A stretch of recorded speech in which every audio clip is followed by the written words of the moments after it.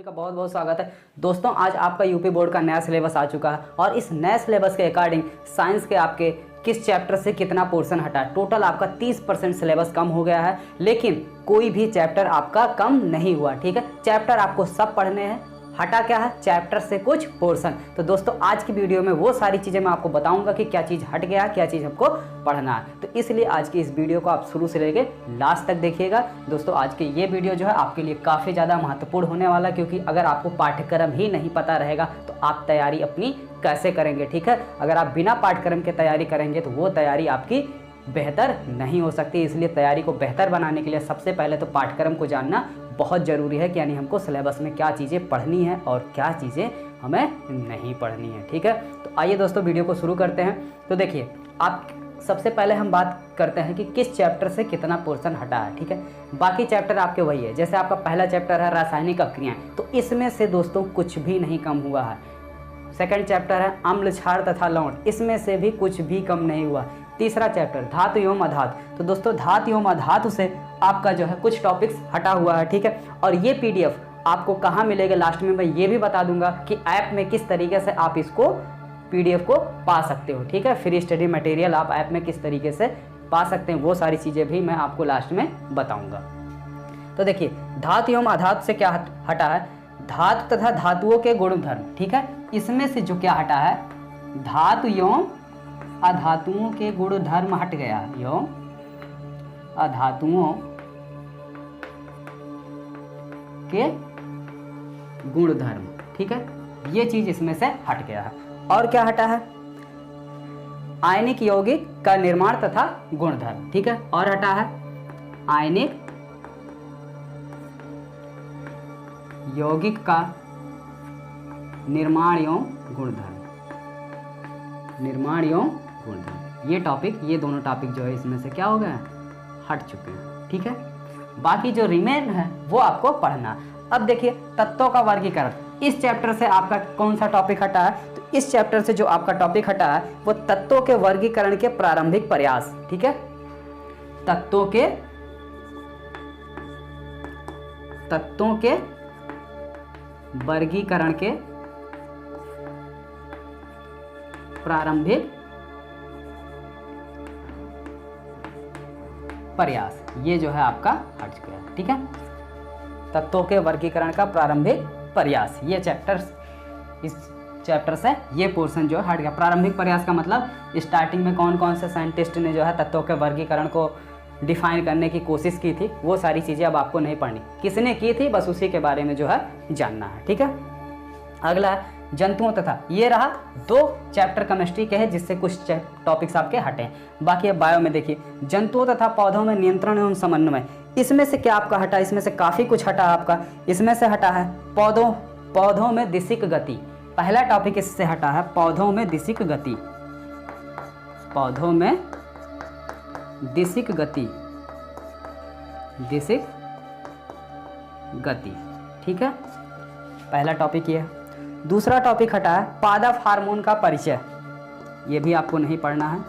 पादप हार्मोन का, पादप हार्मोनों का परिचय।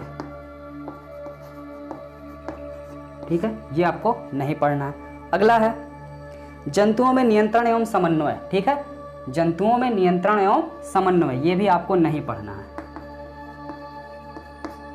जंतुओं में नियंत्रण एवं समन्वय, नियंत्रण एवं समन्वय। ठीक है, ये टॉपिक आपको नहीं पढ़ना है। फिर है तंत्रिका तंत्र, ऐच्छिक पेशियां, तंत्रिका तंत्र और ऐच्छिक पेशियां, तंत्रिका तंत्र और ऐच्छिक पेशियां।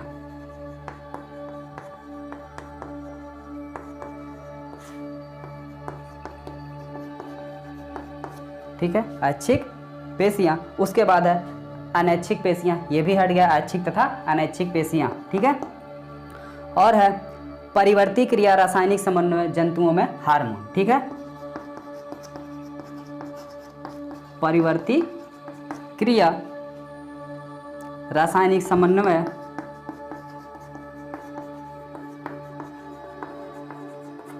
रासायनिक समन्वय जंतुओं में हार्मोन।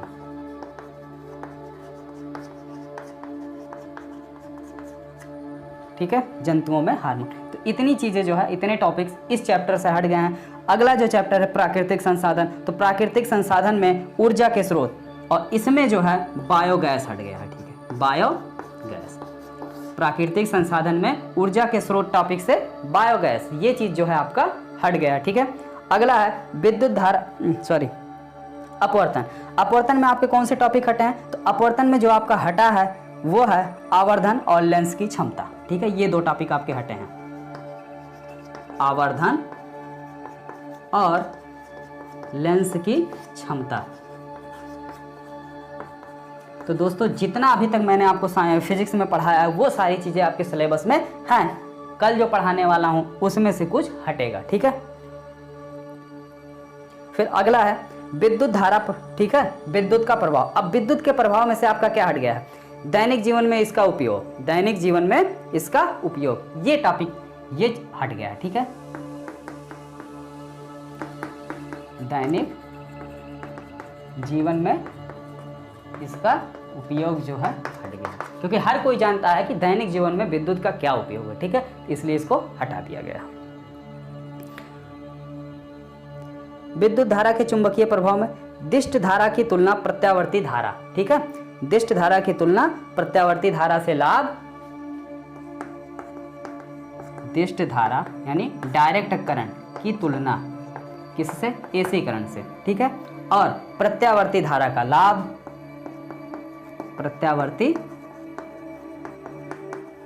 धारा का लाभ, और घरेलू विद्युत परिपथ, घरेलू विद्युत परिपथ। तो इतनी चीजें जो है इसमें से हटी हुई हैं। चाहे तो आप इसको नोट डाउन कर सकते हैं, और वैसे भी नहीं नोट करना तो कोई दिक्कत नहीं, मोबाइल में ये चीजें आपको कहाँ मिलेगी, देखिए हम आपको बता दे रहे हैं। ठीक है, और देखिए इतनी चीज हो गई सिलेबस के बारे में। अब कौन से चैप्टर से कितने नंबर का क्वेश्चन आपका पूछा जाएगा वो भी जरा है आप देख लीजिए, इसको भी आप नोट कर लीजिए। ठीक है, कौन से चैप्टर से कितने नंबर का क्वेश्चन पूछा जाएगा।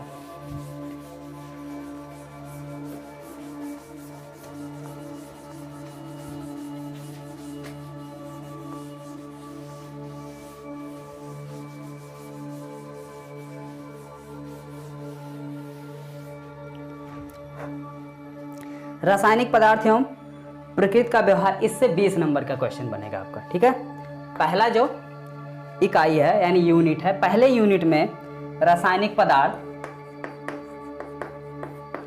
रासायनिक पदार्थ, ठीक है, प्रकृति एवं व्यवहार, प्रकृति एवं व्यवहार, ये आपका पहला यूनिट है। ठीक है, पहले यूनिट से आपका 20 नंबर का क्वेश्चन पूछा जाएगा। ठीक है, दूसरा है जैव प्रक्रम, दूसरी यूनिट आपकी है जैव प्रक्रम, इससे आपका कितने नंबर का पूछा जाएगा? इससे भी आपके 20 नंबर के क्वेश्चन पूछे जाएंगे।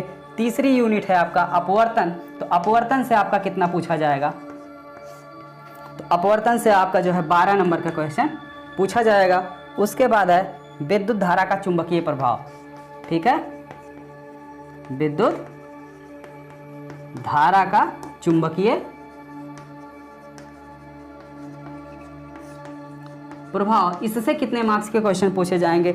इससे जो आपका क्वेश्चन बनेगा वो टोटल 13 नंबर का क्वेश्चन बनेगा। ठीक है, उसके बाद है प्राकृतिक संसाधन, प्राकृतिक संसाधन से 5 नंबर का क्वेश्चन बनता है। प्राकृतिक संसाधन, इससे आपका 5 नंबर का क्वेश्चन बनता है। टोटल आप काउंट कर लो तो ये टोटल आपका 70 नंबर का क्वेश्चन हो गया। ठीक है, बाकी 30 नंबर जो है वो आपका प्रैक्टिकल है। ठीक है, तो इतनी चीजें हो गई। अब देखो दोस्तों, ये आपको ऐप में कैसे मिलेगा? ठीक है, जैसे ये आपने अपनी मोबाइल उठाई, ठीक है, अब मोबाइल में प्ले स्टोर में जाकर, प्ले स्टोर, ठीक है, प्ले स्टोर में जो है आप यहां पर लिखिए शुभम क्लासेस। ठीक है, ये लिखा गया शुभम क्लासेस। अब देखिए शुभम क्लासेस का ये ऐप आएगा आपके सामने। ठीक है, ये शुभम क्लासेस का ऐप आएगा। ये ऐप मैंने पहले से डाउनलोड कर रखा है, इसलिए मुझे सीधे ओपन का ऑप्शन दे रहा है, तो मैं इसको ओपन करूँगा। जब आप इसे ओपन करेंगे तो इसमें लॉगिन का ऑप्शन आएगा। आप फ़ोन से, ईमेल से, मोबाइल नंबर से, ठीक है, और ईमेल आईडी, फेसबुक, जिससे भी लॉगिन करना चाहें उससे आप इसको लॉगिन कर सकते हैं। तो लॉगिन करने के बाद ये इस तरीके से ओपन होगा। इस तरीके से ओपन होगा। ट्रेंडिंग, क्रैश कोर्स, ठीक है, important question answer, test, free study material. तो आप जब फ्री स्टडी मटेरियल में आएंगे तो क्लास 10th में जाएंगे और यहाँ पर देखिए लिखा हुआ है सिलेबस 2021। तो सिलेबस 2021 पर आप क्लिक करेंगे तो ये आपका सिलेबस जो मैं आपको बता रहा था, ये सारी चीज़ें जो है यहाँ पर देखिए आ चुकी हैं, ठीक है, ये यहाँ अपलोड है। और ये साइंस का आपका सिलेबस पेज नंबर 36 पर है, ठीक है। किस पेज पर है? पेज नंबर 36 पर है आपका साइंस का सिलेबस, ठीक है। तो दोस्तों आई होप ये पूरा नया सिलेबस आप अच्छे से समझ गए होंगे और इस नए सिलेबस को कैसे पढ़ना है वो हम कल से स्टार्ट करते हैं, ठीक है।